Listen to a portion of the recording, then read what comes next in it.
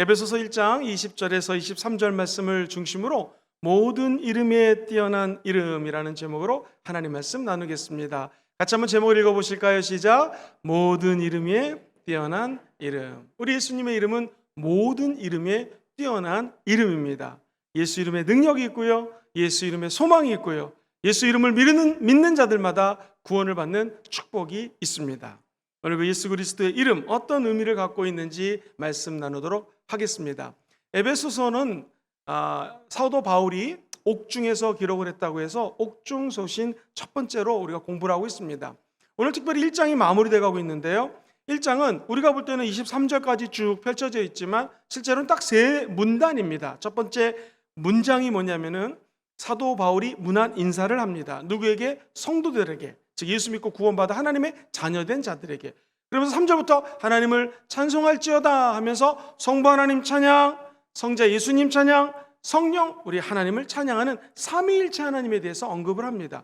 그러면서 사도 바울이 에베소에서 무려 3년 동안 목회를 했습니다. 아굴라와 브리스겔라 집에서 교회를 개척합니다.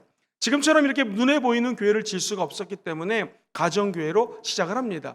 사도 바울이 가장 오랫동안 목회한 장소가 바로 이 에베소 교회예요. 수많은 성도들이 머릿속에 생각이 났을 것입니다. 성도들을 향하여 그가 하는 말은 하나님의 높고 위대하심을 찬양하고 그분의 능력을 찬양하길 원합니다 라고 하면서 예수 그리스도의 능력을 찬양하는 글을 적습니다. 그러면서 여기 마지막으로 세 번째 문장을 마무리하면서 모든 이름에 뛰어나신 예수 이름은 우리의 죽음으로부터 부활하신 예수 그리스도의 영광과 조연이 된다는 거예요. 할렐루야. 항상 중요할 때마다 전화벨이 울립니다. 예수 그리스도의 능력이, 사실 이제 능력하니까 제가 좀 웃긴 얘기가 있는데, 제가 고등학교 다닐 때 친구 집에 가면 어머니가 항상 부침개를 해줬어요. 부침개. 그래가지고 애가 학교에 오면은 참 신기한 거는요, 부침개를 집에서 하면 부침개가 온 집안의 냄새가 다 퍼집니다. 그래가지고 애들 옷에 다 그냥 부침개 냄새가 배입니다. 그래서 친구가 아침에 딱 학교 오면 너네 오늘 아침에 부침개 했구나. 애들이 다 알아. 이 부침개에도 능력이 있습니다. 그렇지 않습니까? 사랑하는 성도님들, 옛날 노래 이런 노래가 있죠. 양복 입은 신사가 요리집 문 앞에서 매를 맞는데 왜 맞을까? 왜 맞을까? 이유는 한 가지? 어쩜 그렇게 잘하십니까? 아니 성경을 좀 그렇게 읽으면 참 좋을 것 같습니다. 들어갈 땐 뽐을 내고 들어가지만 나올 적에는 뒷문으로 도망치다가 뭐 살금살금 나오다가 붙잡혀서 매를 맞는데, 자, 그 다음에 가사 기억났습니까? 돈 없으면 집에 가서 빈대떡이나 부쳐 먹지. 여러분, 이 빈대떡에도 능력이 있어가지고요, 집에서 빈대떡 잘못 붙이면 문을 닫고 붙이지 않으면 온 집안에 옷장까지 다 스며가는 것이 이 빈대떡의 냄새입니다. 근데 오늘 본문은 재밌는 것이 그의 능력을, 이 참 에베소서를 쓴 사도 바울이 좀 천재인 것 같아요. 또 반복해서 나오는 것이 있는데 한번 따라해 볼까요? 그리스도 안에서, 자꾸 그리스도 안에서 모든 초점을 그리스도 안으로 몰아갑니다. 부활의 능력, 예수의 능력, 귀신을 쫓아내는 능력, 이 세상의 어둠의 주관자들과 세상의 악한 것들을 쫓아내는 능력이 바로 그의 안, 예수 그리스도 안에 있는 것을 믿으셔야 됩니다. 오늘 20절 말씀을 같이 한번 천천히 읽어보겠습니다. 시작. 그의 능력이 어디서? 그리스도 안에서 역사하사, 자, 죽은 자들 가운데서 다시 살리시고 나아가 하늘에 자기의 오른편에 앉히셨다. 하나님의 오른편에 앉히셨다라는 거예요. 한번 같이 볼까요? 죽은 자들 가운데 살리신 하나님. 누가 살아나셨어요? 예수님이. 다시 말해서 부활하셨다라는 것이죠. 예수님의 이름의 능력은 무엇인가? 부활의 능력입니다. 부활하신 예수님은 지금 이 자리에 함께 계십니다. 그는 죽으실 뿐만 아니라 다시 살아나셨습니다. 이것이 예수 그리스도 믿는 자들에게 받는 축복이라는 거예요. 기독교 핵심 진리는 무엇인가? 예수 부활의 핵심 진리는 무엇인가? 예수님이 십자가에서 죽고 부활하셨다는 것입니다.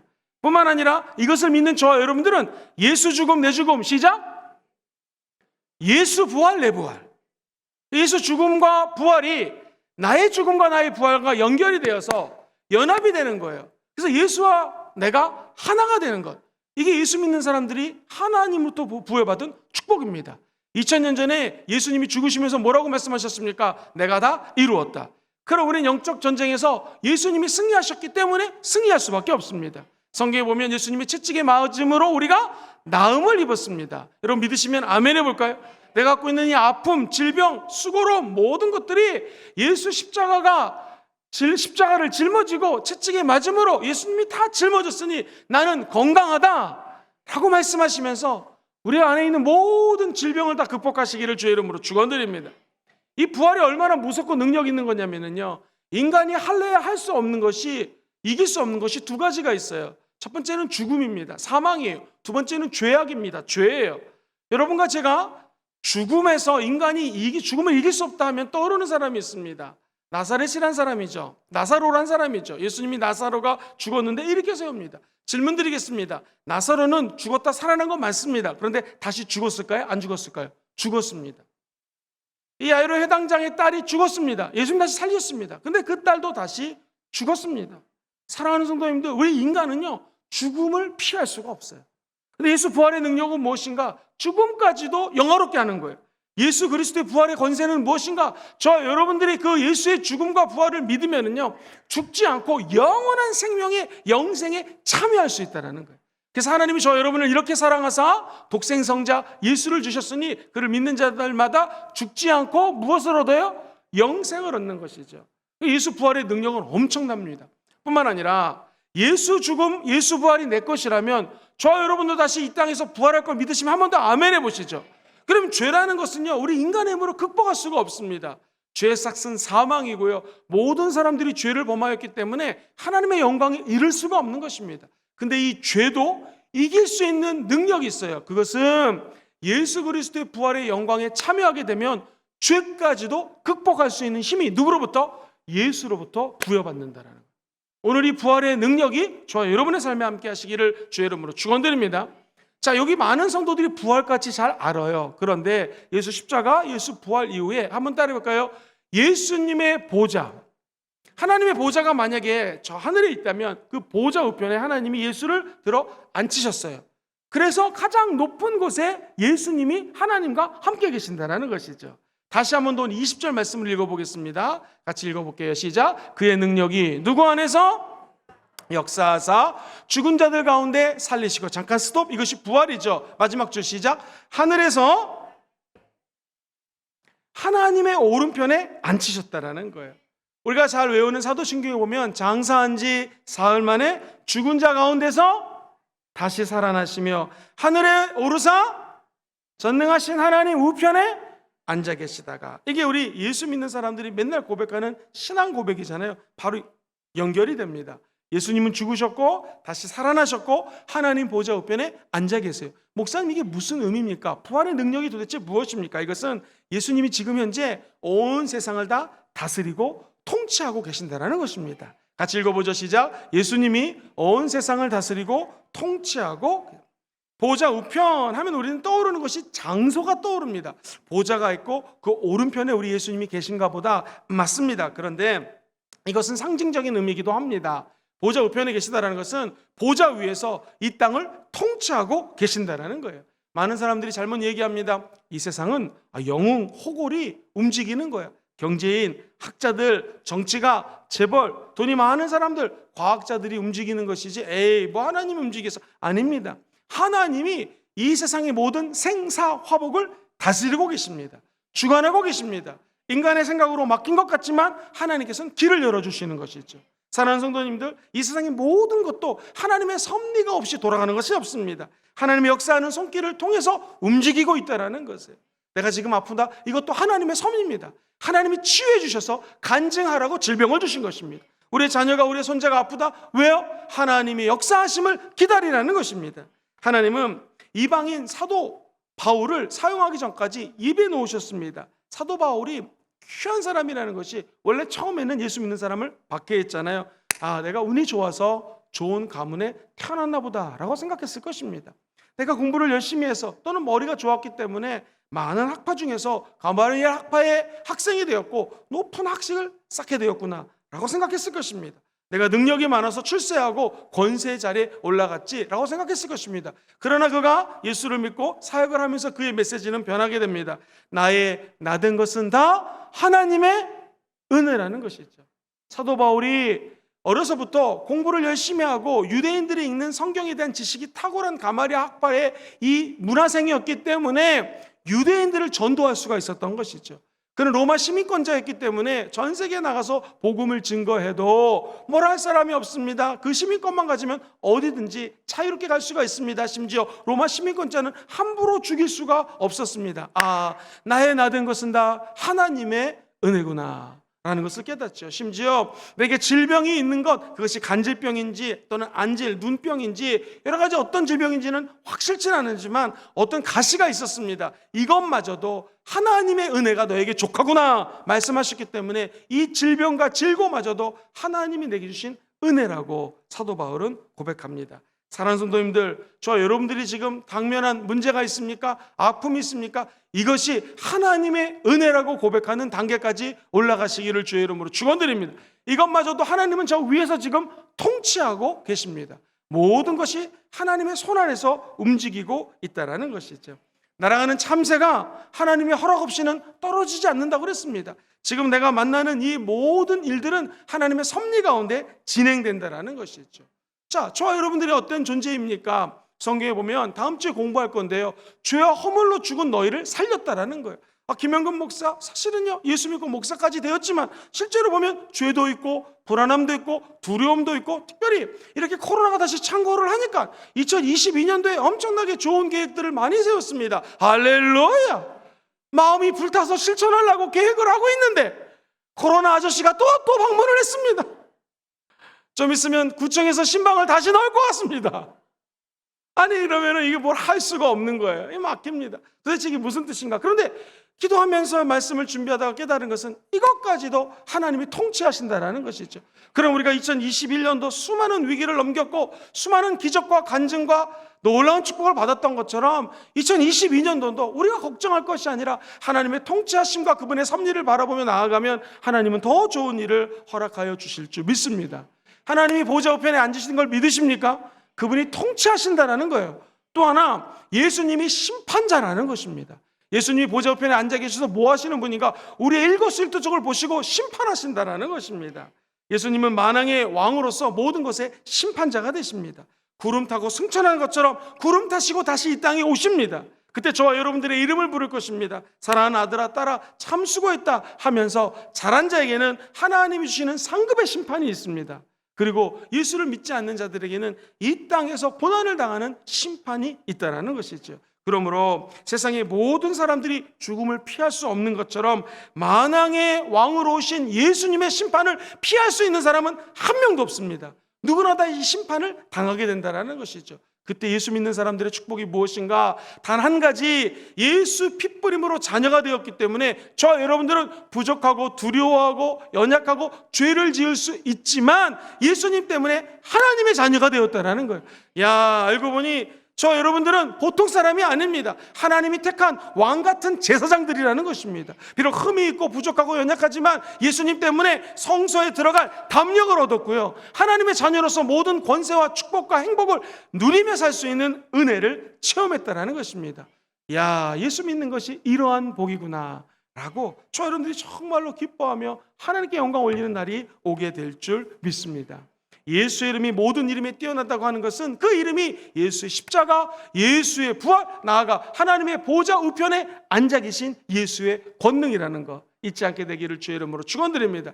그래서 예수님은 고린도전서 15장 20절에 보면은 죽은 자들의 첫 열매가 되셨다. 첫 열매는 뭐예요? 이제 첫 번째 열매 말고 두 번째, 세 번째, 네 번째 열매가 있다라는 거예요. 그게 누굽니까? 저와 여러분들이 예수 믿고 구원받아서 하나님의 은혜로 열매를 맺게 된다는 거예요. 무슨 열매 따라해볼까요? 사랑, 희락, 화평, 오래 참음, 자비, 양선, 충성, 온유, 절제, 이런 성령의 열매를 맺을 수 있도록 주님이 저와 여러분들 예수 부활에 동참했다는 것입니다. 뿐만 아니라 하나님의 아들 예수님이 보좌 우편에 앉으셨습니다. 그래서 히브리서 12장 2절에 보면은 믿음의 주에 온전케 하신 예수를 바라보자, 그를 주목하자라는 걸 초점 맞춰보자. 그분은 누구신가? 십자가에서 죽기까지 고난을 당하였는데 십자가 뒤에 있는, 따라해보세요, 즐거움을 참으사.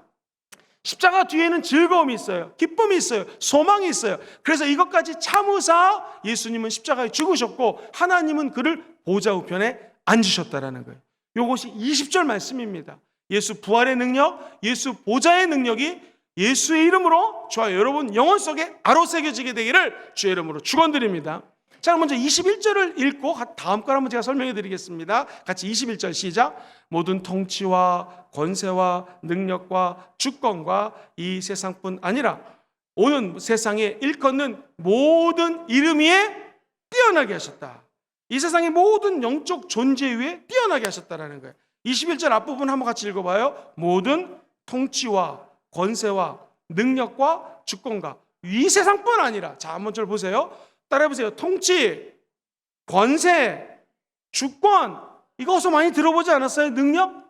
이게 바로 에베소서 6장에 보면은요, 너희들이 전신갑주라 일부러 하면서 통치와, 옛날 성경에는요 정세라고 되겠어요. 정사라고 적혀져 있어요. 정사와 권세와 이 어둠의 세상의 주관자들과 하늘에 있는 악한 영들이라고 그랬고요, 개역개정에는 권세, 능력, 주권, 이 세상에 있는 귀신들. 자, 요걸 갖다가 똑같이 6장에서 표현을 합니다. 반복이 되는 거예요. 자, 목사님 이걸 왜 표현했을까요?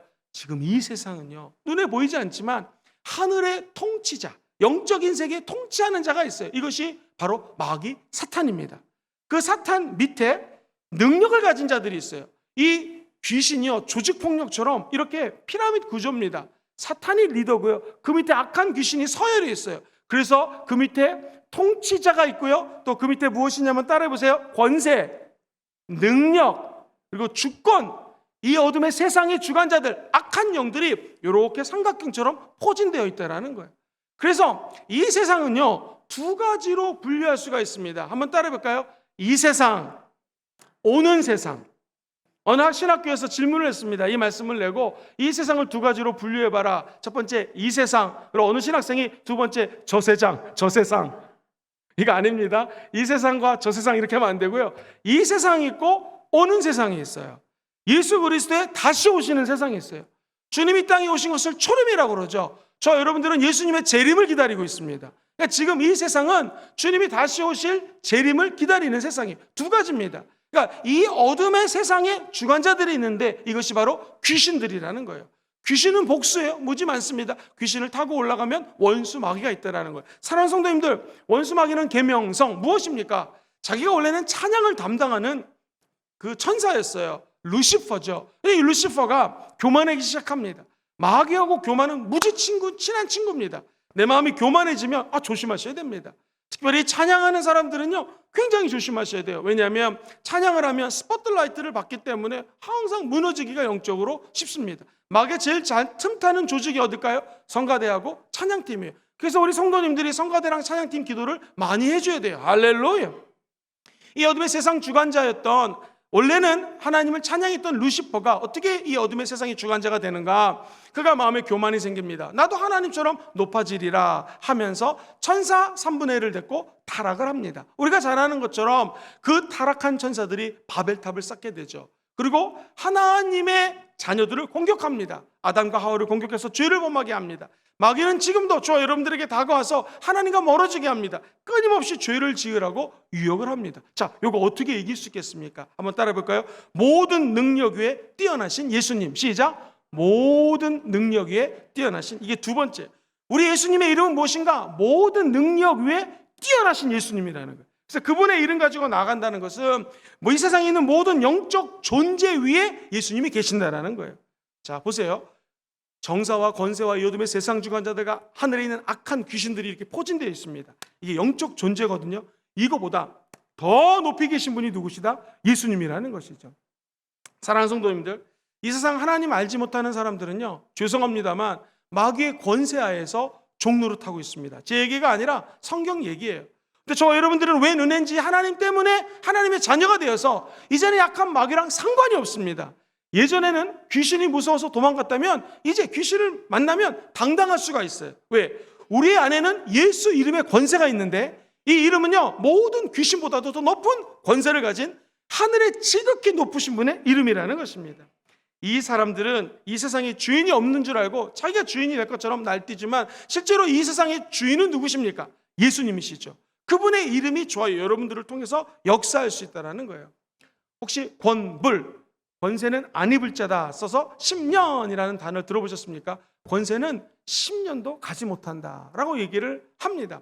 실제로 진시황은요, 자기가 평생 동안 황제가 될 줄 알았고 자자 대대 손손 진시황 자리를 안 뺏길 줄 알았어요. 그래서 자기 이름을 따가지고 진시황제라고 이름을 매기죠. 그가 첫 번째 황제가 됩니다. 만년도록 나라를 다스릴 줄 알았는데 웬걸? 그 다음에 아들에 가서 이 왕조가 무너집니다. 그래서 정확하게 2대 15년 만에 막을 내리고 납니다. 권불 10년이라는 것은 권세가 10년 가지 않더라는 것입니다. 세상 자기가 다 잡은 것 같지만 시간이 지나면 이 권세를 내려놓을 때가 있다는 것이죠. 이 모든 것들이 하나님의 통치하에서 예수님의 섭리하에서 주관하고 계신다는 것입니다. 저 여러분들은 끝까지 어떻게 살아야 됩니까? 예수 그리스도의 이름 앞에서 겸손하게 살면 된다는 것입니다. 이 세상에 아무리 막강한 권력이라도 하나님의 손 아래 있다는 것. 마귀도 결국 저 여러분이 끝까지 예수 그리스도의 이름으로 나아가면 우리 밑에 굴복할 수밖에 없다는 것입니다. 정확히 얘기하면 예수님이 원수 마귀의 괴계를 물리칠 수 있는 힘과 능력을 예수 이름 안에 담아줬다는 거예요. 우리가 입술로 예수 이름을 부르는 자는 구원을 받게 되고 예수 이름으로 귀신을 쫓아내면 귀신이 떠나가게 된다는 거예요. 어떤 영적 존재보다도 높이 계신 분이 예수님이라는 거 기억하십시오. 뿐만 아니라 제가 잠깐 언급했던 것처럼 정사와 권세와 이 어둠의 세상의 주관자들과 악한 귀신보다 위에 계신 예수님께서 어떤 일을 하는가? 이 세상과 오는 세상의 모든 것들을 통치하고 다스리십니다. 다시 말해서 모든 세대, 모든 이름보다 뛰어나신 예수님. 시작! 모든 세대에 모든 이름보다 뛰어나신 예수님. 이 세상이라는 것은 공간도 있지만 시간을 의미하거든요. 과거, 현재, 미래. 근데 하나님의 아들 예수님은 알파와 오메가예요. 처음과 나중이에요. 시작과 끝이에요. 우리 예수님이 처음부터 끝까지 통치하시는 분이세요. 말씀으로 창조하실 때 예수님이 계셨습니다. 2000년째 하나님의 아들 이 땅에 오셨습니다. 지금도 예수님은 성령으로 저와 여러분들 가운데 역사하고 있어요. 그러므로 모든 제너레이션, 모든 세대 위에 시간을 주관하시는 분이 하나님의 아들 예수님이라는 거 잊지 않게 되기를 주의 이름으로 축원드립니다. 예수님이 욥에게 나타나서 이런 말을 합니다. 욥기 38장 1절로 3절에 보면 그때 야훼께서 폭풍우 가운데 욥에게 말씀하여 이르시되 무지한 말로 생각을 어둡게 하는 자가 누구냐? 너는 대장부처럼 허리를 묶고 내가 너에게 묻는 것을 한번 좀 대답해봐라. 그러면서 4절에 계속해서 나옵니다. 시작! 내가 땅에 기초를 놓을 때 네가 어디 있었느냐? 네가 깨달아 알았거든 말할지어다. 오늘날 과학자도 얘기 못합니다. 5절 시작! 누가 그것의 도량법을 정하였는지 누가 그 줄에 그것 위에 띄었는지 네가 아느냐? 6절 읽어볼까요? 시작! 그것의 주추는 무엇 위에 세워졌으며 그 모퉁이 돌을 누가 놓았느냐? 여기 나오는 내용들을 쭉 읽어보면은요, 네가 소리에 구름에 올려 큰 물로 네가 덮이게 했는가? 내가 번개를 보내어 가게 하되 그것으로 네가 여기 있게 하겠는가? 가슴속에 지혜는 누가 준 거냐? 마음속에 총명은 누가 준 거냐? 누가 지혜로 구름을 계수하겠느냐? 누가 하늘에 병을 쏟아 티끌로 지느게 이르며 흙덩이로 서로 붙게 하느냐? 즉 인간이 대답할 수 없는 것을 다 대답합니다. 즉 하나님께서는 창조부터 우리 인류의 마지막까지를 주관하고 계신다는 것이죠. 통치되시는 예수님을 저와 여러분들이 모시고 있는 거 하나님께 크게 감사하시기를 주의 이름으로 축원드립니다. 이것을 다 아시면 한번 아멘 해볼까요? 아멘. 이 얼마나 감사한지 몰라요. 그런데 독일 르벡 교회에 이런 시가 하나 붙여져 있습니다. 한번 저와 여러분들을 이 시에 넣어가지고 반성하는 마음으로 한번 읽어보겠습니다. 시작. 너희는 나를 주라고 부르면서 따르지 않고 너희는 나를 빛이라 부르면서 우러러보지 않고 너희는 나를 길이라 부르면서 따라 걷지 않고 너희는 나를 삶이라고 부르면서 의지하지도 않고 너희는 나를 슬기라고 부르면서 배우지도 않고 너희는 나를 깨끗하다 부르면서 사랑하지도 않고 너희는 나를 부하다 부르면서 내게 구하지도 않고 너희는 나를 어질다 부르면서 오지 않고 너희는 나를 존귀하다 부르면서 섬기지 않고 너희는 나를 강하다 부르면서 존경하지 않고 너희는 나를 의롭다 하면서 두려워하지 않으니. 마지막 줄 시작. 그런즉 너희를 꾸짖을 때에 내가 나를 탓하지 말라. 사랑하는 성도님들, 모든 능력에 뛰어나신 예수님의 이름을 의지하시기를 주의 이름으로 축원드립니다. 지금 제가 설명했던 내용들을 다 믿고 아는 것이 아니라 삶으로 살아내야 된다는 거예요. 저 여러분들이 주의 이름을 부르면서 따라가야 됩니다. 주님이 빛이라고 믿으면 아멘 해볼까요? 그분만 바라보셔야 됩니다. 예수님이 길이면 믿으시기만 아멘 해볼까요? 길 따라가야죠. 예수님이 삶인 거 믿으면 아멘 해볼까요? 그분 의지해야죠. 그분께 배워야죠. 그분 사랑해야죠. 그분께 구해야죠. 그렇다면 저 여러분들은요, 예수 그리스도의 은혜로 이 땅에 살아가는 존재가 될 것입니다. 그 은총이 함께 하시기를 주의 이름으로 축원드립니다. 이제 1장에서 쭉 진행을 하면서 마지막에 보니 사도 바울이 얘기하고 싶었던 것들이 바로 1장 요 2절이었구나 깨닫게 됩니다. 22절 한번 읽어봐요. 시작. 또 만물을 그의 발 아래 복종하게 하시고 그를 만물 위에 교회로 머리로 삼으셨느니 23절. 교회는 그의 몸이니 만물 안에서 만물을 충만하게 하시는 이의 충만입니다. 마지막 세 번째로 알 수 있는 것이 있습니다. 요 1장 마지막 2절을 통해서 교회의 머리는 누구세요?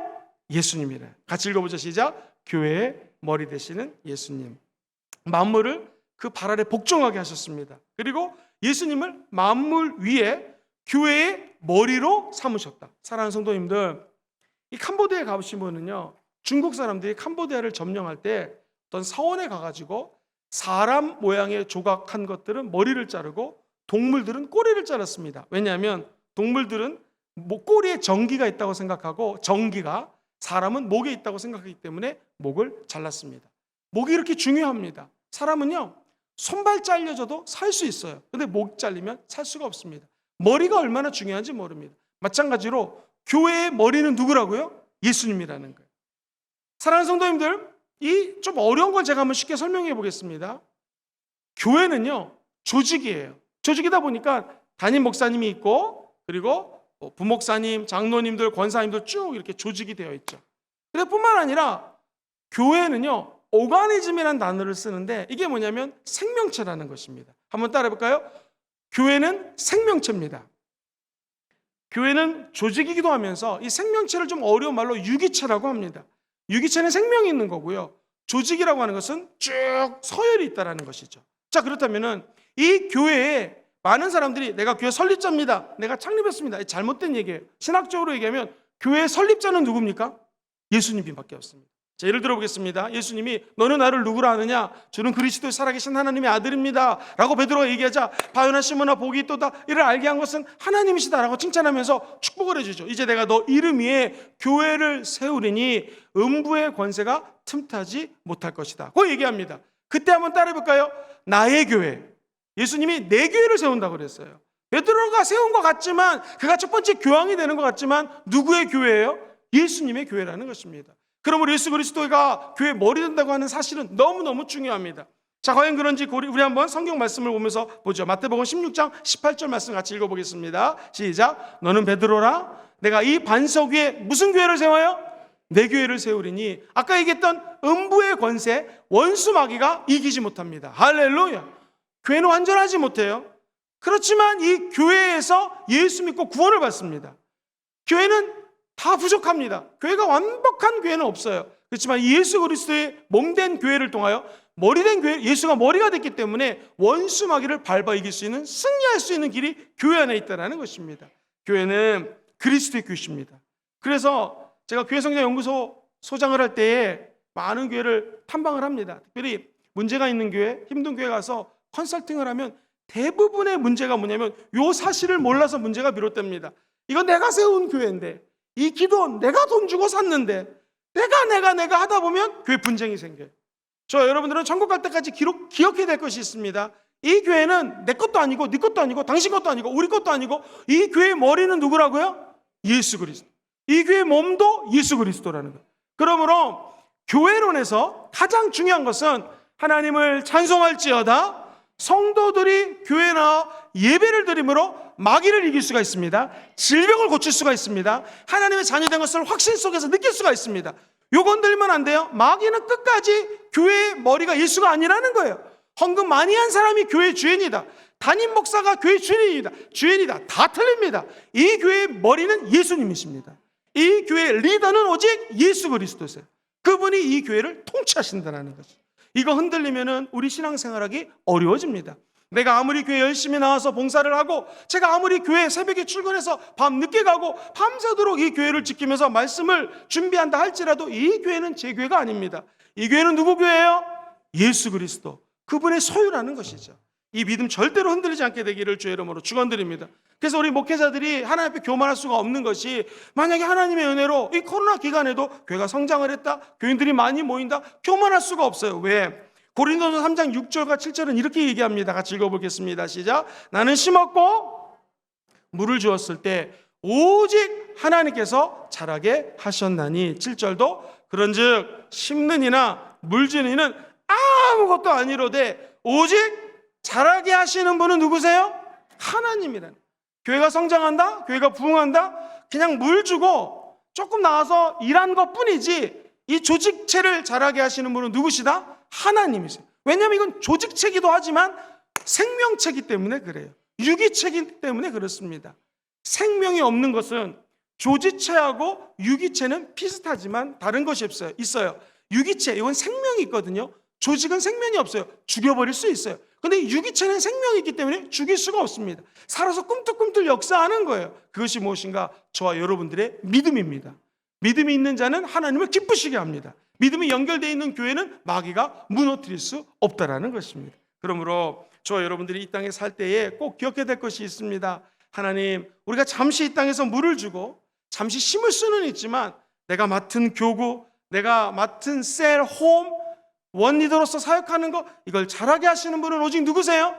하나님이라는. 그럼 우리는 어떻게 생각해야 될까요? 내가 하나님 앞에 작지만 영광스럽게 쓰임받는 거 감사하시면 됩니다. 이 교회 5번이 만약에 휴지가 떨어져 있다, 휴지 하나 주실 수 있는 거 감사하시면 됩니다. 내가 찬양대원으로서 찬양할 수 있는 거 감사하시면 됩니다. 사랑하는 우리 모든 성도님들이 천국 가는 날까지 우리가 섬기는 순복음 금정교회의 머리 되신 예수님을 날마다 기억하시기를 다시 한번 기도합니다. 머슴인 우리들이 주인 노릇하면 안 된다라는 것이죠.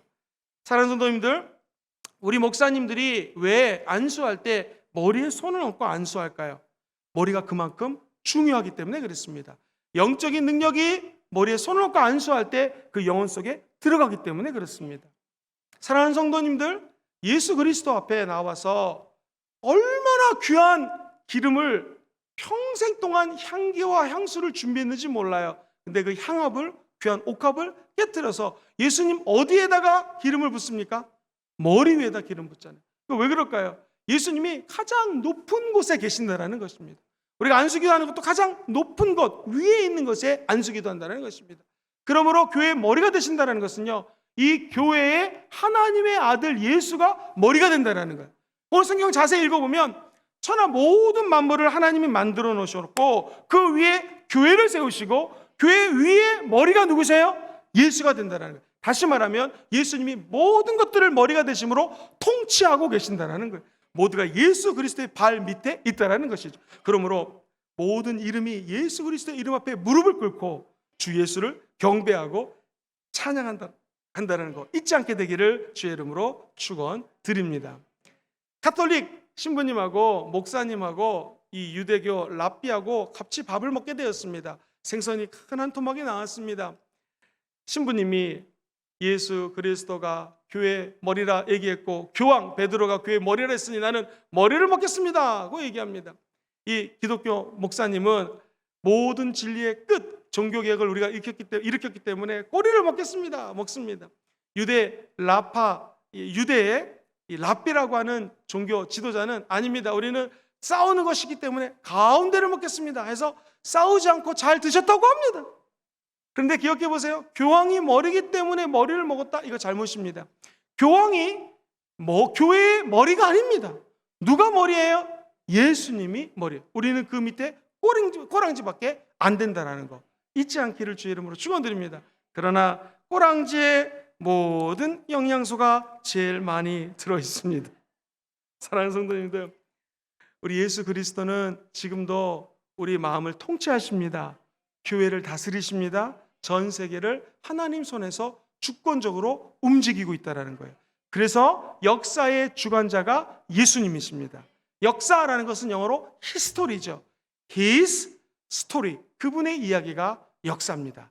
오늘 이 본문은요 정말 귀한 본문이에요. 사도 바울이 쭉 하나님을 찬양하라 하면서 하나님 찬양, 예수님 찬양, 성령님 찬양 조직적으로 풀어나가면서 맨 끝에 교회론으로 압축을 하고 있습니다. 교회 머리는 누구세요? 예수님. 그렇다면 이 교회 몸 대신 예수님, 머리 되고 몸 대신 예수님, 교회는 하나님의 충만입니다. 시작! 교회는 하나님의 충만입니다. 자, 23절을 다시 한번 읽어보겠습니다. 시작! 만물 안에서 만물을 충만하게 하시는 이의 하나님의 충만함이 교회라는 것입니다. 예수님은 하나님이세요. 그래서 이것을 따라해보세요. 신성 충만. 우리 예수님 완전한 인간으로 오셨어요. 따라해보세요. 인성 충만. 인성과 신성이 충만한 분이 예수님이세요. 그러므로 성령 충만한 사람은 곧 예수 충만한 사람이에요. 성령 충만, 예수 충만이 따로 노는 것이 아니라 방언받고 기도하고 뜨겁다는 것은 내 안에 지금 예수로 충만해야지 정상이라는 것입니다. 재밌는 것은 이 충만이라는 단어가 헬라어로 따라해보세요. 플레로마. 목사님 왜 자꾸 따라하게 하십니까? 입술로 따라하는 게 좋습니다. 한 번 더 내보겠습니다. 플레로마. 이게 무슨 뜻이라고요? 한국말로요? 충만이라는 뜻이에요. 충만이라고 하는 이 뜻은 사실은 사람에게 붙이는 플레노마가 아니라 이 신적인 용어입니다. 하나님께 갖다 붙이는 것이 충만이에요. 자, 그렇다면 우리가 성령 충만 받으세요, 예수 충만 받으세요, 이게 무슨 말입니까? 예수님이 신성으로 충만하고 인성, 완전한 인간으로 가장 충만한 분이기 때문에 그분 옆에 붙어 있으면 저와 여러분들이 성령 충만함 받는다는 거예요. 우리 오순절에서 얘기하는, 순복음 교단에서 얘기하는 성령 충만은 예수 충만을 벗어나지 못합니다. 왜? 성령님이 오시면 예수에 대해서 얘기하시거든요. 성령 충만하고 은사 받았고 권능 받았다고 하는데 예수 얘기가 안 나와? 거짓말입니다. 가짜입니다. 성령 충만하면 누구를 얘기하게 돼 있어요? 예수를 얘기하게 돼 있어요. 그러므로 성령 충만은 무슨 충만이에요? 예수 충만이에요. 예수. 너무 좋으신 예수. 저 여러분들이 천국갈 때까지 우리 입술에 늘 예수 찬양 잊으시면 안 된다는 것입니다. 그래서 이 충만이라는 것은 영어로 fullness라는 단어를 쓰는데 이 말은 꽉 찼다라는 거예요. 순복음은요 full gospel이거든요. 꽉 찼다라는 거예요. 그래서 저는 순복음을 충만교회라고 얘기를 하고 싶어요. 꽉 들이찼다라는 거예요. 뭘로? 하나님의 아들 예수로 꽉 들어찬 거예요. 그분은 완전한 하나님이세요. 그분은 완전한 인간으로 들어오셨어요. 그러므로 이 교회는 오직 예수님이 통치하시고 예수로 충만한 곳입니다. 사랑하는 성도님들 기억하십시오. 교회라고 다 완벽하지 않습니다. 교회가 다 부족합니다. 그러나 이 교회에 예수의 역사가 있기 때문에 늘 예수님의 능력을 사모하시는 여러분 되시기를 주의 이름으로 축원드립니다. 물을 H2O라고 그러죠. C코드로 좀 반주를 해주시죠. H는 수소거든요. 수소 2개하고 O는 산소거든요. 여기 합쳐지면 H2O, 물이 됩니다. 그러니까 물은요 H2O로 충만한 거예요. 꽉 차 있다라는 것입니다. 천하 만물을 보세요. 모든 자연들, 이게 하나님의 영으로, 하나님의 은혜로 예수님의 영이 충만하게 임한 곳이 자연입니다. 근데 사람이 자연을 잘못 활용하고 자연을 이용해 먹으면은요, 며칠 전에 미국에 허리케인 토네이도 오신 거 보셨습니까? 그 세계에서 제일 잘 사는 나라가 완벽하게 건물을 졌는데 100여 명이 이상이 죽습니다. 건물 무너진 거 보셨습니까? 공장이 무너져 버립니다. 이게 왜 그럴까요? 지구 온난화. 지금 미국이 겨울인데 막 20도, 10몇 도 이런, 겨울에 이런 날씨가 없는데 지구 온난화로 말미암아 더 큰 토네이도가 발생한다는 것입니다. 가까운 우리 조국 대한민국 위에 북한 땅이 있습니다. 핵실험을 갖다가 했더니 지금 그 핵실험 때문에 그 일대가 초토화 되어 있습니다. 지하 깊은 곳에서 땅을 파고 실험하는 것 때문에 자칫 잘못하면 백두산 근처에서 실험을 하기 때문에 핵폭탄 실험하다가 저 백두산이 용암이 다시 분출될지도 모른다는 이야기가 나옵니다. 이거 왜 그럴까요? 하나님이 다 충만하게 만들어 놓은 자연을 우리 인간이 잘못 관리하면 이렇게 될 수 있다는 것입니다. 그리고 우리 몸도 마찬가지입니다. 우리 몸에는 예수 충만이 있습니다. 할렐루야. 성령 충만함이 있습니다. 이거 관리 못하면 우리에게도 병이 올 수 있습니다. 지금이라도 주님, 내 안에 있는 질병들이 다 떠나가고 성령으로 충만케 도와주시옵소서 라고 기도하시면 됩니다. 지금이라도 내 안에 다른 잡생각, 음란함, 더러움으로 충만한 것이 아니라 하나님의 아들 예수로 충만케 도와주시옵소서. 그분이 머리 되게 도와주시옵소서. 왜냐하면 저와 여러분들은 예수님이 거하는 뭐예요? 성전입니다. 성전은 누가 머리가 되세요? 예수가 머리. 이 성전의 몸은 누구십니까? 예수님이십니다. 그러므로 여러분 한 사람 한 사람들은 하나님 충만한 분이십니다. 성령 충만한 분이십니다.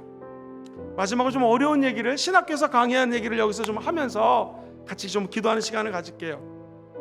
이 교회는 4가지 유형이 있습니다. 영어로는 4M이라는 단어를 쓰는데요. 첫 번째 M이 뮤지엄 처치가 있어요. 뮤지엄 처치라는 것은 박물관입니다. 지금 유럽에 가면은요, 교회가 박물관대가 너무나 많습니다. 더 안타까운 것은 이 교회에다가 술집으로 바꿔가지고 목사님이 이렇게 설교하는 데는요, 제일 비싼 술집 자리, 돈을 더 내고 여기서 술을 마십니다. 이 말이 됩니까? 뮤지엄 처치가 있어요. 죽은 교회입니다. 박물관이에요. 난 우리 교회가 이 조국 대한민국을 넘어 전 세계 교회 천년의 부흥을 주도하는 교회가 되기를 소망합니다. 절대로 박물관 되지 않고 막 이게 막 비좁아 터져가지고 저 외대를 다 사버리기를 주의 이름으로 축원드립니다.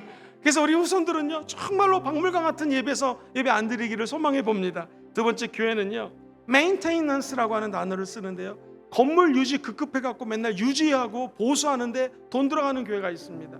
그러니까 이건 뭐예요? 두 번째는요, 건물 유지하느라고 맨날 뜯어 고치는 것만 하다가 그냥 교회가 끝나버려요. 이거 안 됩니다. 세 번째는요, 미니스트리 처치, 그나마 나았는데 프로그램 중심, 사역 중심의 교회를 의미합니다. 사역하고 프로그램 돌리다가 막 바쁘게 지내는 교회, 나쁘진 않죠. 근데 이거보다 더 중요한 것이 있습니다. 마지막 네 번째인데요, 이 교회는 교회의 본질이 있어요. 교회의 본질. 교회는 도대체 왜 존재하는가? 오늘 교회론이 1장의 마지막 2절에 교회론으로 지금 지향이 되고 있거든요. 결론 말씀이 교회를 향해서 가고 있거든요. 그러니까 성부, 성자, 성령 하나님을 왜 찬양해야 되는가? 결국 교회에 하나님이 역사한다는 거예요. 교회 본질이 뭐냐? 한번 따라볼까요? 선교적 교회. 미셔너리라는 것도 사명적 교회라고 번역할 수도 있어요. 한번 따라해 보시죠. 사명적 교회. 그러니까 하나님이 우리 교회에 사명이 있어서 이 교회를 주셨다는 거예요. 여기 계신 한 사람 한 사람들은 하나님의 사명이 있다는 거예요. 하나님의 선교를 하라는 것입니다. 복음을 증거하라는 거예요. 아하, 그러므로 교회는 전도하는 것입니다. 복음 전파하는 것이에요. 사명을 완수하는 것입니다. 한 개인 교회를 향한 하나님의 사명이 있어요. 여러분, 나무는 한 곳에 심어지면 주인이 옮기지 않으시나 그 아는 이상 나무는 옮겨지지 않습니다. 거기 계속해서 뿌리를 내려요. 나무의 사명입니다. 뿌리를 내리고 새가 와서 이 나무에 깃들게 해야 되고, 많은 사람들이 나무 밑에 와서 쉴 수 있도록 나무가 무럭무럭 자라나야 되는 것입니다. 여기 계신 모든 분들이 하나님이 하나님 나라를 위하여 심긴 한 굴의 나무입니다. 어디에? 수목은 금정교회. 내가 만약 집이 양산시에 살면 양산에 집이 있죠. 이 교회도 하나님이 세우신 가정교회입니다. 그 교회 내가 내 돈 주고 5억 3억 주고 산 것 같죠? 아닙니다. 그 교회 주인 누구예요? 예수님이라는 거 잊으시면 안 됩니다. 나는 잠시 이 땅에서 청지기로서 그 집 사서, 아빠는 예수님 같은 역할, 엄마는 신부의 역할을 감당하고 자녀들은 성도 같은 역할을 감당하면서 잠시 이 땅에서 천국 모형으로, 교회 모형으로 살다가 죽는 것이 저와 여러분들의 삶이라는 것입니다. 그러므로 결론적으로 이제 저와 여러분들은 이 교회, 가정교회, 내가 또 성전이면 나라고 하는 교회에 오직 주인은 예수라는 거 꼭 잊지 마시고 예수 그리스도의 은혜 안에 사시기를 주의 이름으로 축원드립니다. 정리합니다.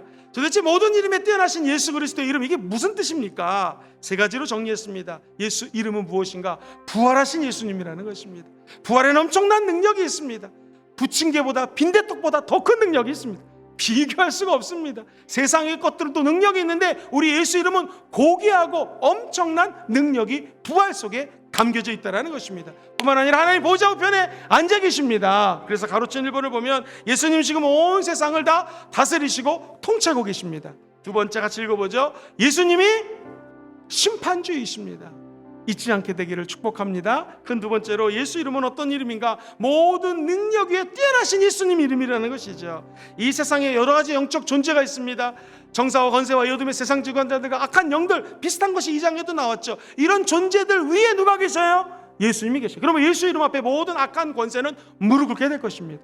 두 번째, 모든 세대에 모든 이름보다 뛰어나신 예수님. 이것은 시간적인 개념이죠. 과거, 현재, 미래, 오는 세대, 즉 이 세대와 오는 세대, 미래 세대까지 모든 시간적으로 다스리고 통치하시는 분이 예수님, 그분의 이름이십니다. 마지막 세 번째, 좀 어려운 거였는데요. 시작. 교회의 머리 되시는 예수님. 이게 어떤 의미였는가? 가로친 1번을 큰 소리 읽어봅니다. 시작. 교회는 예수님의 몸입니다. 또한 교회는 예수님의 몸통이라고 적혀져 있습니다. 다시 말해서 우리 이 교회는 예수님 것입니다. 두 번째 시작. 교회는 하나님의 충만입니다. 오늘 이 교회 나오셔서 성령 충만 받으시고 예수 충만 받으시고 하나님의 충만한 은혜 가운데 거하시는 여러분 되시기를 다시 한번 주의 이름으로 축원드립니다.